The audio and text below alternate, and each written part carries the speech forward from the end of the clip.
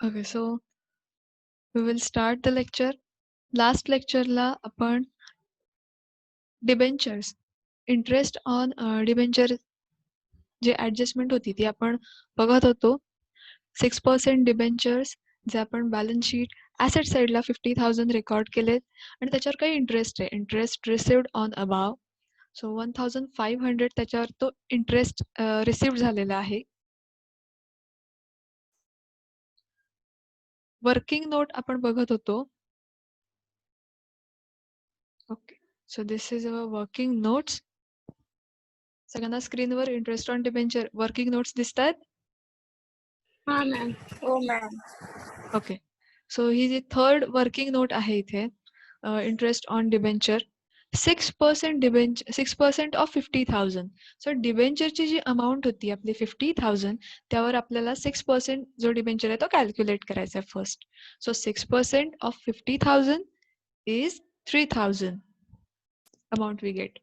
But हे जे 3,000 आहेत हे होल इयरचे तिथे मिळालेले आहेत 6% इंटरेस्ट काढून. बट त्यातला काही इंटरेस्ट जो आपल्याला रिसिव्ड ऑलरेडी झालेला आहे. आता तो रिसिव्ड झालेला आहे कसं कळेल तर आपले जे ट्रायल बॅलन्स आहे त्या ट्रायल बॅलन्समध्ये इंटरेस्ट रिसिव्ड ऑन अबाव असं दिलेलं आहे. Let's see the trial balance. See trial balance सगळ्यांना दिसतोय. हो. ओके, सो ट्रायल बॅलन्समध्ये इथे तुम्हाला कर्सर दिसत असेल. इथे इंटरेस्ट रिसिव्ड ऑन अबाव असं म्हटलेलं आहे ₹1,500. सो जो टोटल इंटरेस्ट आहे ती 3,000.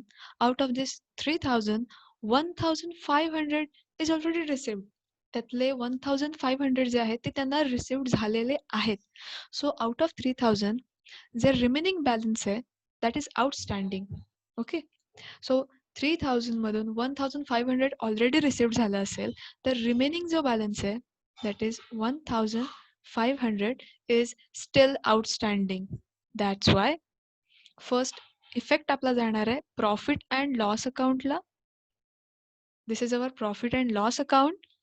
प्रॉफिट अँड लॉस अकाउंटच्या क्रेडिट साईडला इंटरेस्ट ऑन डिबेंचर रिसिव्ड जे ट्रायल बॅलन्समध्ये दिलेलं आहे ते आपण इथे पोस्ट केलंय. इंटरेस्ट ऑन डिबेंचर रिसिव्ड जेवढा रिसिव्ड झालाय तेवढा इनर कॉलमला घेतलाय 1,500 अँड ॲड आउटस्टँडिंग इंटरेस्ट जो रिमेनिंग इंटरेस्ट आहे 1,500 तो इथे ॲड केलेला आहे.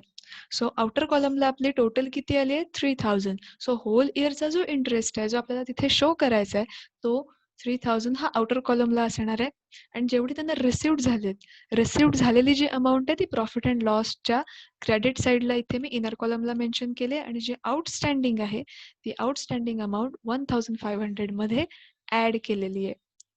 आता या आउटस्टँडिंग इंटरेस्ट आहे त्याचा सेकंड इफेक्ट कुठे जाईल. आता याचा सेकंड इफेक्ट जो आहे तो बॅलन्स शीटला पडणार आहे, बॅलन्स शीटच्या ॲसेट साईडला. सो आपण बॅलन्स शीट बघूया. So this is our balance sheet. ही आपली बॅलन्स शीट आहे. बघा बॅलन्स शीट सगळ्यांना दिसते. सो बॅलन्स शीटमध्ये इथे ॲसेट साईडला आपल्याला आउटस्टँडिंग जो इंटरेस्ट आहे डिबेंचरवरचा तो इथे आपल्याला रेकॉर्ड करायचा आहे दॅट इज 1,500. सो हा जो आउटस्टँडिंग इंटरेस्ट होता जो आपण प्रॉफिट अँड लॉसच्या क्रेडिट साईडला लिहिलेला आहे तो आउटस्टँडिंग इंटरेस्ट आपल्याला बॅलन्स शीटच्या ॲसेट साईडला रेकॉर्ड करायचा आहे.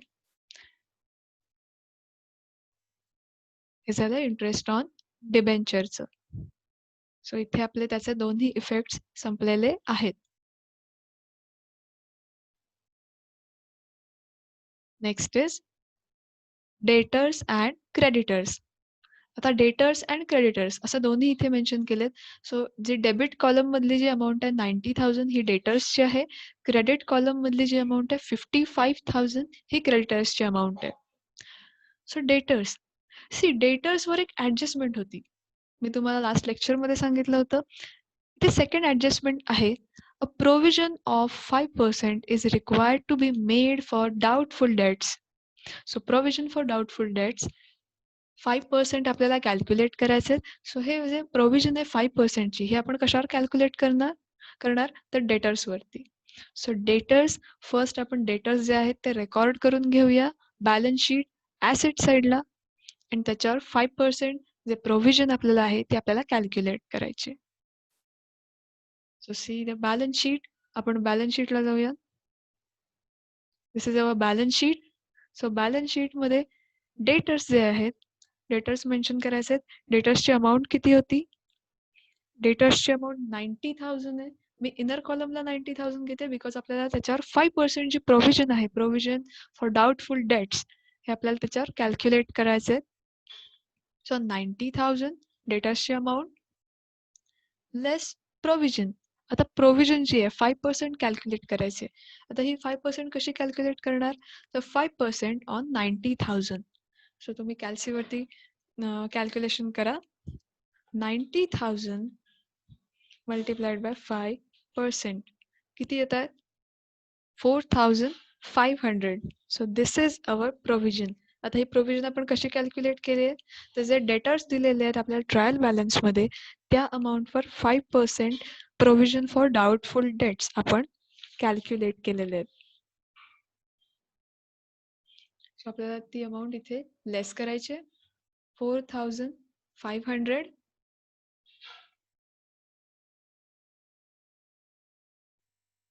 the amount 90,000 minus 4,500, then the amount we get 85,500. So 90,000 मधून जी प्रोव्हिजन फॉर डाऊटफुल डेट्स आहेत जे लेस केलेले आहेत आपण ते लेस करून जी अमाऊंट येते ती आपल्याला आउटर कॉलमला रेकॉर्ड करायची. प्रोव्हिजन फॉर डाऊटफुल डेट्स सगळ्यांना कळली आहे का? Yes ma'am. Okay.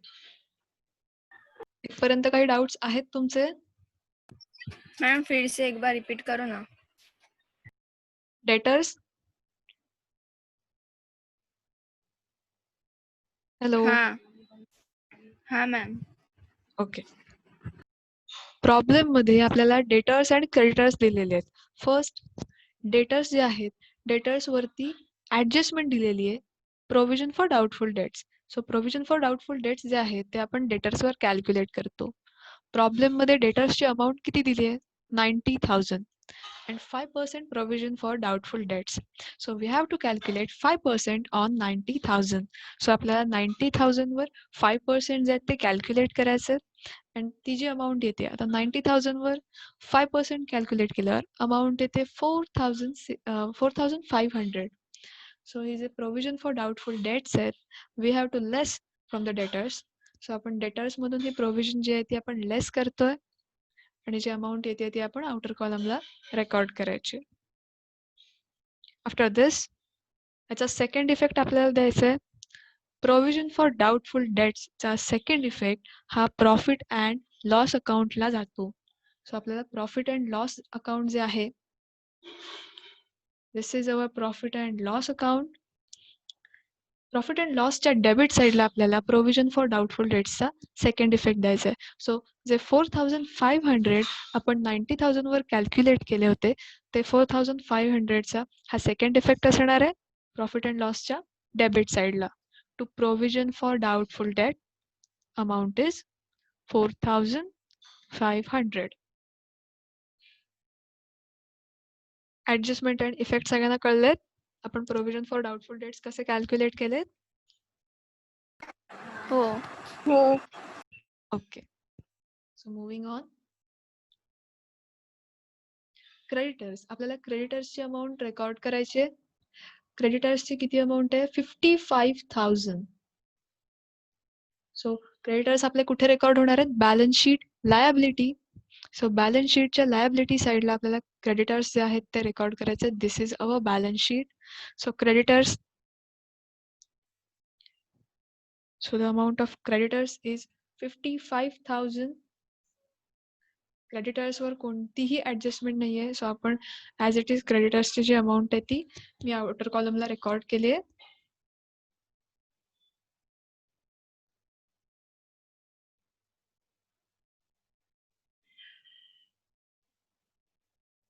Next is salaries. After debtors and creditors, the next element is salaries. Salaries amount is 28,000. Salaries वर एक ऍडजस्टमेंट आहे. 6 ऍडजस्टमेंट दिले आपल्याला. Salaries ₹1,000 is outstanding. So salaries ला 1,000 rupees outstanding आहेत. So we have to add outstanding on salaries. Salaries आपण profit and लॉसच्या debit साइडला रेकॉर्ड करतोय. सॅलरीजची अमाऊंट आहे 28,000.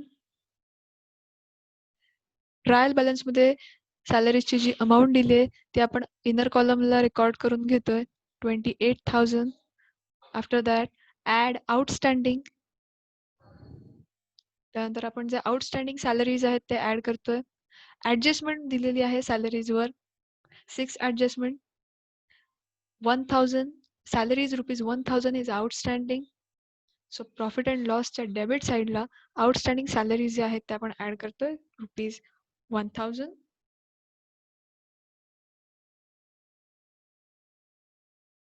आउटर कॉलमला 29,000. ज्या आउटस्टँडिंग सॅलरीज आहेत त्याचा सेकंड इफेक्ट हा आपला बॅलन्स शीटला पडणार आहे. बॅलन्स शीटच्या लायबिलिटी साइडला आपण आउटस्टँडिंग सॅलरीज ज्या आहेत त्या रेकॉर्ड करायच्या आहेत. Balance sheet liability side outstanding salaries ₹1,000.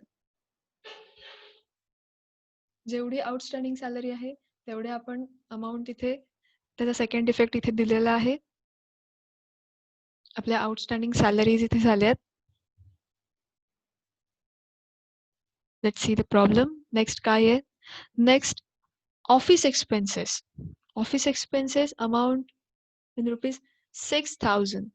C office expenses वर सुद्धा एक ऍडजस्टमेंट दिलेली आहे प्रॉब्लेम मध्ये. See third adjustment. Office expenses include prepaid insurance ₹1,000.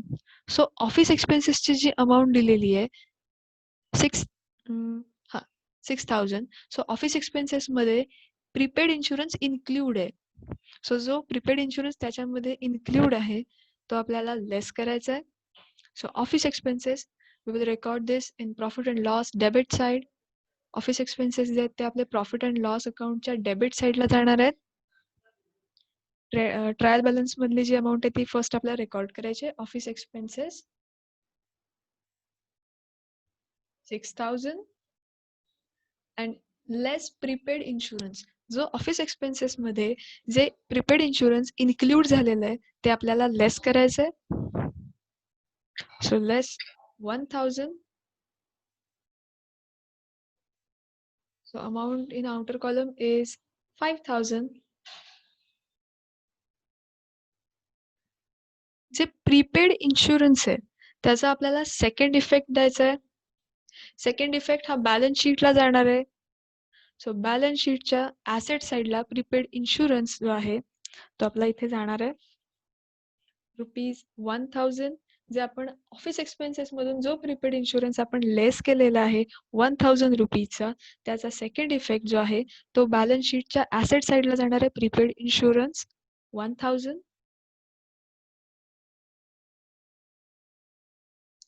ही ऍडजस्टमेंट सगळ्यांना समजले का? हो मॅम. डिफिकल्टी यामध्ये काहीच नाहीये. ज्या तुमच्या नॉर्मल प्रीपेड आउटस्टँडिंगच्या ऍडजस्टमेंट्स आहेत त्याच फक्त इथे फक्त तुम्हाला अकाउंट्स हे जेव्हा क्लोज करतो तेव्हा जे बॅलन्सेस आहेत ते कुठे कुठे ट्रान्सफर करायचे हे फक्त टेक्निक जे आहे ते न्यू टेक्निक आहे. बस बाकी यात नवीन असं काहीच नाहीये जास्त. ज्या बेसिक ऍडजस्टमेंट्स आहेत त्याच आहेत तुमच्या. सो आपल्या इथे प्रीपेड इन्शुरन्सचे दोन्ही इफेक्ट देऊन झालेले आहेत. Next is manufacturing expenses. See, it is related with the company, it is related with the manufacturing company, so we will record this in trading account. Manufacturing जे एक्सपेन्सेस आहेत हे फॅक्टरीशी रिलेटेड आहेत, हे कंपनीशी रिलेटेड आहेत. सो हे जे expenses आहेत हे ट्रेडिंग अकाउंटला जाणार आहेत. So we will record this in trading account. To manufacturing expenses manufacturing एक्सपेन्सेसवर कोणतीही ॲडजस्टमेंट नाहीये. सो इथे डायरेक्टली आपण जे मॅन्युफॅक्चरिंग एक्सपेन्सेस आहेत ते रेकॉर्ड करणार आहोत. Amount is 18,000. So we will record this 18,000. After this, cash at bank. See, cash at bank आपल्याला दिलेले आहे तिथे.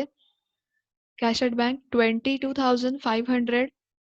Cash at bank वर कोणतीही adjustment इथे नाहीये. So we will record this in balance sheet asset side. Cash at bank, cash in hand हे सगळे जे ते आपण balance sheet ला record करतो asset side ला.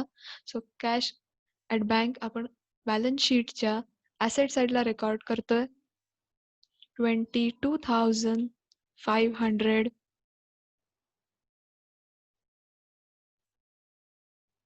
रेकॉर्ड करून आपले झालेले आहेत. Next is drawings. Drawings means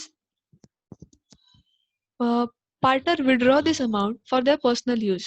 drawings म्हणजे काय तर पार्टनर्सने त्यांच्या पर्सनल यूजसाठी काही अमाऊंट जी आहे ती विड्रॉ केलेली असते, दॅट इज ड्रॉइंग्स. सो आपण ड्रॉइंग्स जे आहेत ते रेकॉर्ड करायचे आपल्याला. ड्रॉइंग्स 5,000 आहेत आणि ड्रॉइंग्स 6,000 आहेत. सो आपण हे कुठे रेकॉर्ड करणार आहोत तर आपण हे कॅपिटल अकाउंटला रेकॉर्ड करायचे. कॅपिटल अकाउंटच्या डेबिट साईडला. कॅपिटल अकाउंट सगळ्यांना विजिबल आहे? हो. गुड. सो कॅपिटल अकाउंट मध्ये आपल्याला जे ड्रॉइंग्स आहेत ते रेकॉर्ड करायचे आहेत. 5,000 and 6,000.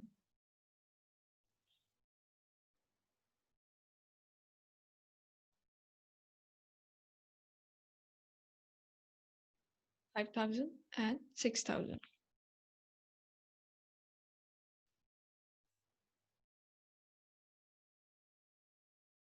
सी आता या ड्रॉइंग्स वर सुद्धा एक ऍडजस्टमेंट इथे सांगितलेली आहे. 4th ऍडजस्टमेंट बघा. Interest on capital and drawings is to be at 6% per annum. So इथे इंटरेस्ट ऑन ड्रॉइंग्स आपल्याला कॅल्क्युलेट करायचं आहे 6%.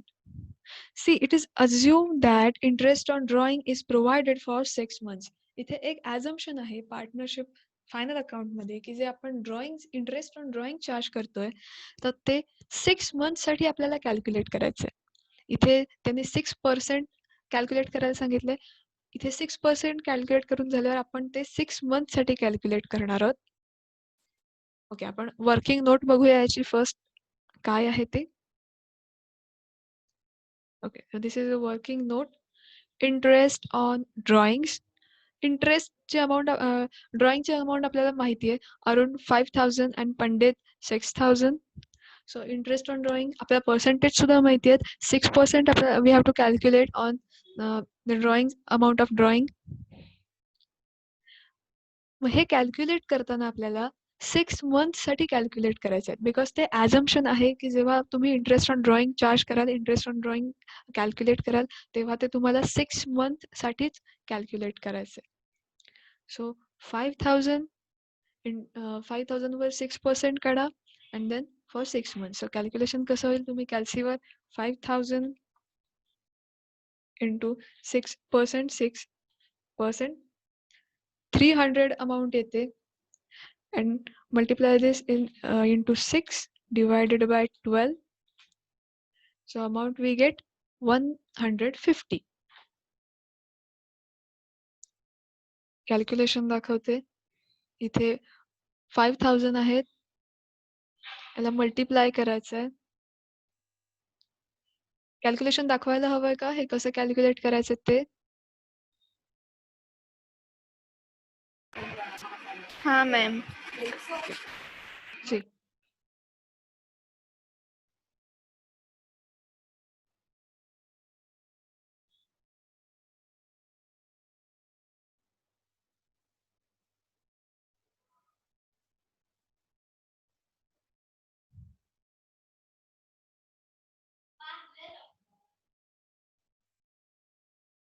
See, 5,000 multiplied by 6%. आता हे तुम्ही कॅल्सीवर घेऊ शकता. 5,000 into 6 divided by 100. So we get the amount is 300. ही 300 ही तुम्हाला अमाऊंट मिळणार आहे. बट हे होल इयर साठी आहे. तुम्हाला 6 मंथ साठी कॅल्क्युलेट करायचं आहे. सो इथे 300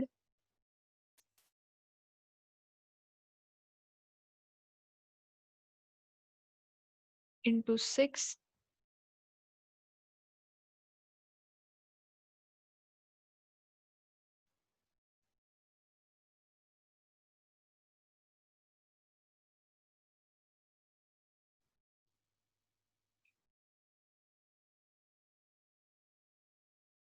आता तुम्ही मंथ्स मध्ये कसे कॅल्क्युलेट कराल तर 6 डिवायडेड बाय 12. आता इथे मला फ्रॅक्शन दाखवता येत नाहीये 6 इथे. सो 300 into 6 डिवायडेड बाय 12 केल्यावर तुम्हाला ही अमाऊंट इथे मिळणार आहे 150. नॉर्मली आपलं जे कॅल्क्युलेशन असतं तसंच आहे इथे. हे जे आपण 300 काढलेले आहेत, सो 300 ना 6 ने मल्टिप्लाय करून डिवायडेड बाय 12. सो तुम्हाला 6 मंथ्सची अमाऊंट मिळणार आहे 150. कॅल्क्युलेशन कळलंय का?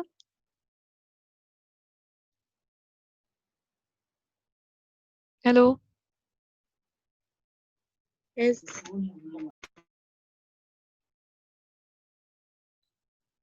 हॅलो. माझा आवाज येतोय सगळ्यांना? Yes, ma'am. हाँ मैम समझा. ओके.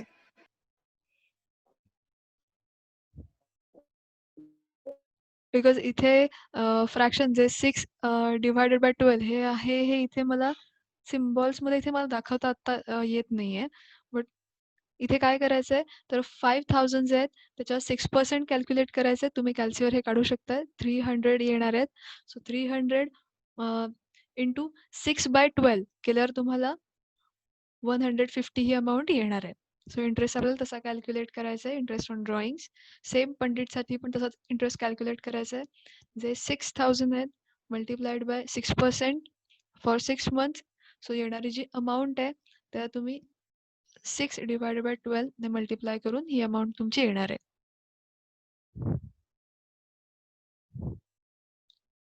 सो आता हे जे इंटरेस्ट ऑन ड्रॉइंग्स जे आहेत हे आपल्याला ट्रान्सफर करायचे आहेत. हे जे आपल्याला आहेत ते रेकॉर्ड करायचे आहेत. कॅपिटल अकाउंट, कॅपिटल अकाउंटच्या डेबिट साईडला इंटरेस्ट ऑन ड्रॉइंग्स, अरुणचा जो आपला इंटरेस्ट ऑन ड्रॉइंग्स आलेले आहेत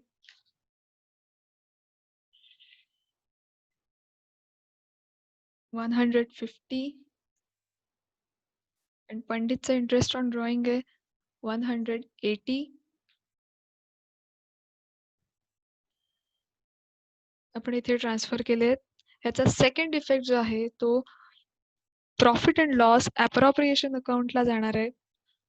फर्स्ट इफेक्ट आपण पार्टनर्स कॅपिटल अकाउंटला दिलाय. सेकंड इफेक्ट जो आहे तो प्रॉफिट अँड लॉस अप्रोप्रिएशन अकाउंटला जाणार आहे. This is profit and loss appropriation account. Credit साईडला by interest on drawing around 150 180. So total घ्यायची याची 330. सी आफ्टर दिस आता यांचे दोन्ही इफेक्ट आपले झालेले आहेत इंटरेस्ट ऑन ड्रॉइंग्सचे. नेक्स्ट प्रॉब्लेम मध्ये काय सांगितलंय, loan 9% taken on 1st October 2016 amount 1 lakh. See loan taken म्हणजे आपण लोन घेतलेलं आहे. इथे 9% त्याचे पर्सेंटेज आहेत ₹1 lakh. सी इथे डेट दिलेली आहे लोनसाठी 1st October 2016 ला घेतलेलं आहे. सो आपण लोन जे कॅल्क्युलेट करणार आहोत फर्स्ट 1 lakh वर 9% आपण कॅल्क्युलेट करायचे आणि त्याला जी डेट दिलेली आहे so 1st October. So October पासून ऑक्टोबर, नोव्हेंबर, डिसेंबर, जानेवारी, फेब्रुवारी, मार्च 6 मंथ साठी हे कॅल्क्युलेट करायचं आहे. बिकॉज आपल्या ट्रायल बॅलन्सची जी डेट आहे ट्रायल बॅलन्सची डेट काय आहे तर 31 मार्च 2017 आणि लोन कधी घेतलेलं आहे 1 ऑक्टोबर 2016. सो 1 ऑक्टोबर पासून 31 मार्च पर्यंत मंथ्स कॅल्क्युलेट करा. ते आपले 6 मंथ्स येतात. सो आपल्याला जे 9% जे पर्सेंटेज दिलेलं आहे तर ते 6 मंथसाठी आपल्याला कॅल्क्युलेट करायचं आहे. आपण एक वर्किंग नोट बघूया. Working note number 4 interest on loan. Interest on loan जो आहे लोन 9% ऑन 1 लाख. लोनची जेवढी अमाऊंट दिलेली आहे त्याच्यावर आपल्याला 9% कॅल्क्युलेट केलेत मी. 9% कॅल्क्युलेट करून आपल्याला अमाऊंट काय मिळते तर 9,000 मिळते. बट तिथे लोन घेतलेल्याची लोन टेकन कधी केलं त्याची डेट दिलेली आहे 1 ऑक्टोबर 2016. सो 1 ऑक्टोबर 2016ला आपण लोन घेतलेलं आहे आणि ट्रायल बॅलन्स आहे आपला 31 मार्च 2017चा. सो 1 ऑक्टोबर पासून 31 मार्च पर्यंत आपण मंथ्स कॅल्क्युलेट करायचे. किती मंथ्स होतात ते बघूया. ऑक्टोबर, नोव्हेंबर, डिसेंबर, जानेवारी, फेब्रुवारी, मार्च. 6 मंथ्स होतात. सो आपण जो इंटरेस्ट इथे कॅल्क्युलेट केलेला आहे तो 6 मंथसाठी कॅल्क्युलेट करायचा आहे. So 9,000 multiply by 6/12. सो आपल्याला 6 मंथ्सचे जे अमाऊंट आहे ते आपल्याला मिळणार आहे.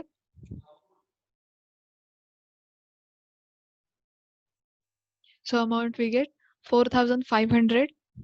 लोनची ऍडजस्टमेंट लोनची वर्किंग नोट समजले सगळ्यांना. Yes, ma'am. जे लोनची अमाऊंट जी दिलेली आहे त्याच्यावर आपल्याला पर्सेंटेज कॅल्क्युलेट करायचे अँड देन जर तिथे डेट दिलेली असेल आता प्रॉब्लेम मध्ये आपल्याला डेट दिलेली आहे. सो ती डेट जी आहे त्या डेट पासून आपण मंथ्स कॅल्क्युलेट केलेत. सो 6 मंथ्स होतात. सो 6 मंथ्ससाठी 9% लोन हे आपल्याला कॅल्क्युलेट करायचे.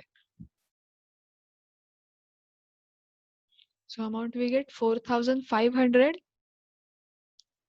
लोन फर्स्ट आपण पोस्टिंग कुठे करणार बॅलन्स शीट लायबिलिटीजला. So this is balance sheet.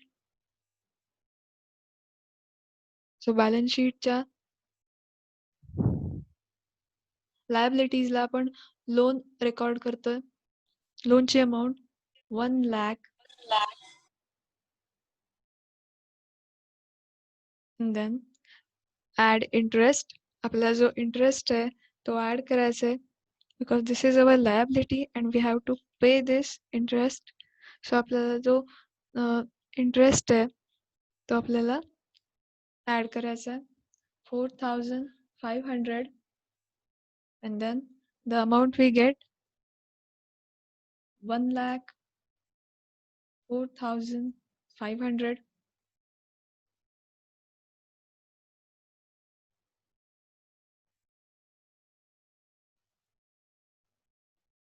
So आपण लोन इथे कॅल्क्युलेट करून झालंय. ट्रायल बॅलन्स मधले जे एलिमेंट्स आहेत ते सगळे आपले पोस्ट करून झालेले आहेत. एक अजून आपला एलिमेंट राहिला आहे that is our closing stock. Closing stock जो आहे तो दिलेला आहे stock on 31 March 2017 was ₹65,000. This is our closing stock. Closing stock first आपण ट्रेडिंग अकाउंटच्या क्रेडिट साईडला रेकॉर्ड करणार आहोत and then balance sheet asset side. So record this closing stock 65,000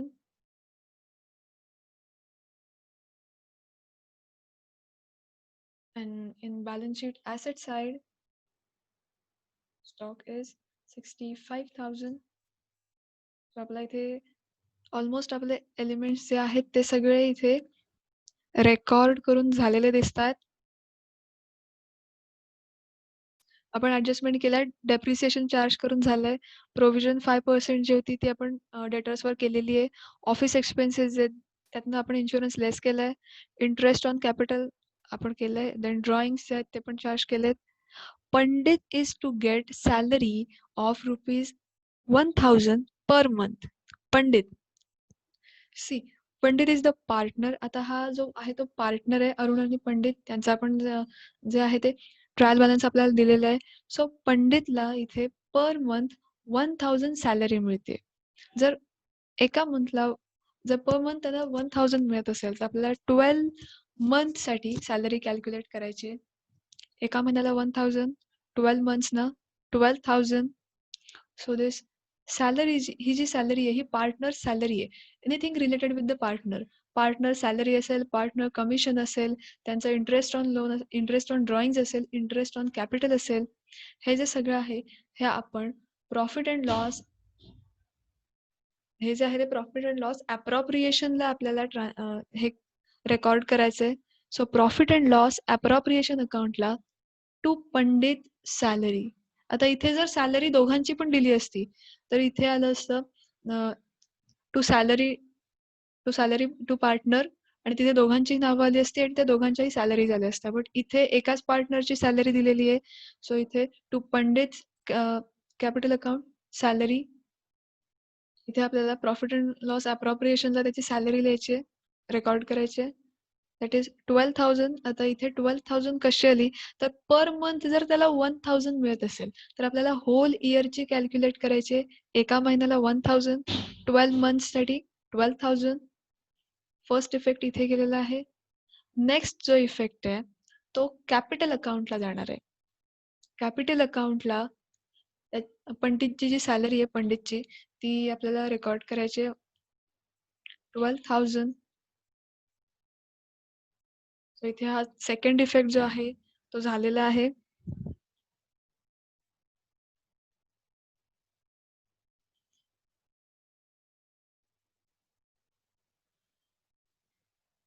next आता आपण एक एक अकाउंट जे आहेत ते क्लोज करत येऊया. अजून काही ऍडजस्टमेंट आपली राहिली का? अनपेड वेजेस झालेत, सॅलरी आउटस्टँडिंग झाली आहे, देन स्टॉक रेकॉर्ड झालाय. Profits are to be shared equally. जो प्रॉफिट होईल ते दोन्ही पार्टनर्स मध्ये इक्वली आपल्याला शेअर करायचं आहे. See first we will close the trading account. आपण फर्स्ट ट्रेडिंग अकाउंट जे आहे ते क्लोज करूया. So total of this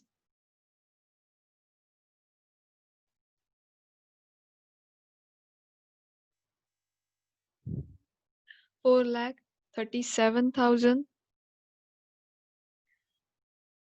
so 4,37,000 मधून हे सगळे जे आहेत एलिमेंट्स ते लेस करायचे.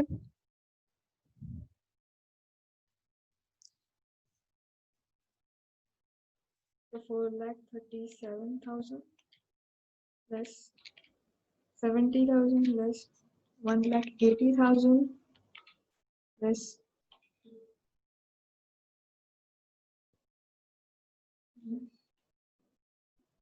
then we get the gross profit is 1,53,500. So this is our gross profit.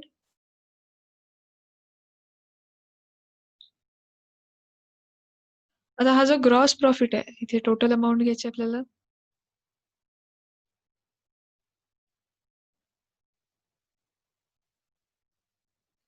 So हा जो ग्रॉस प्रॉफिट आहे we will transfer this gross profit to profit and loss account. Credit side आपला जो ग्रॉस प्रॉफिट आहे तो आपण इथे profit and लॉसच्या क्रेडिट साइडला ट्रान्सफर करायचा आहे. 1,53,500 500.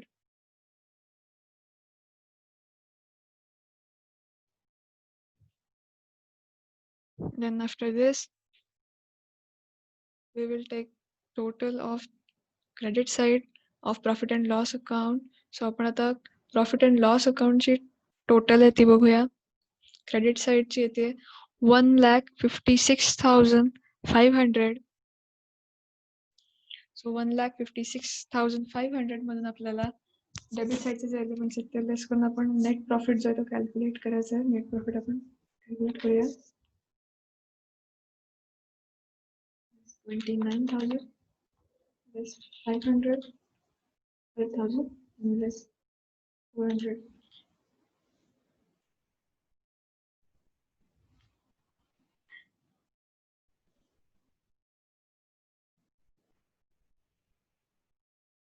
ही जी अमाऊंट आहे ती आपली आउटर कॉलमला घ्यायची राहिली. आपण ही आउटर कॉलमला घेऊया 8,000.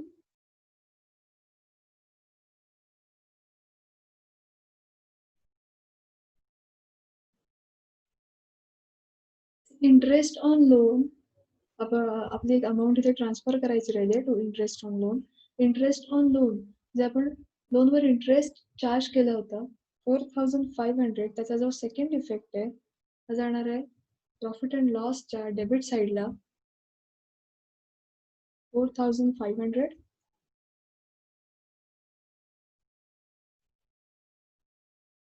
हे आपल्याला टोटल करायचे.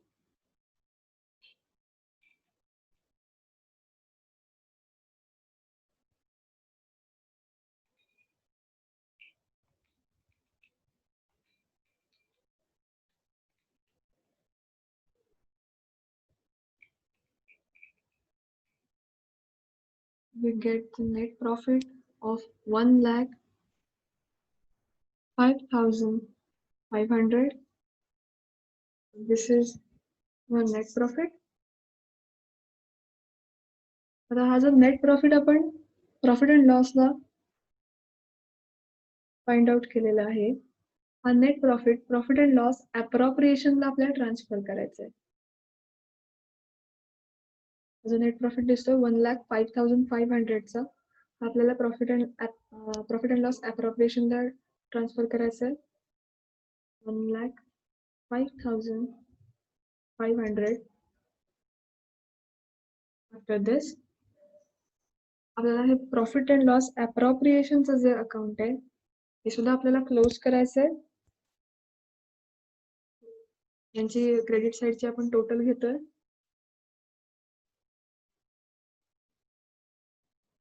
टोटल आहे 1,05,830. त्यातून 1,05,830 मधून हे जे 8,400 जे आहेत ते आपल्याला लेस करायचे आणि आपल्याला इथे जो प्रॉफिट आहे तो फाइंड आउट करायचा आहे. आपण 1,05,830 minus 12,000 85,430. किती येते अमाऊंट 85,430. 85,430. So 85,430. सी प्रॉब्लेम मध्ये सांगितलंय त्यांचे जे प्रॉफिट शेअरिंग रेशो आहे तो इक्वल आहे. सो त्यांना 85,430 जे आहेत ते इक्वली डिवाइड करून त्यांना जो प्रॉफिट आहे तो आपल्याला ट्रान्सफर करायचा आहे. So 85,430 divided by 2. 85,430. 42,715.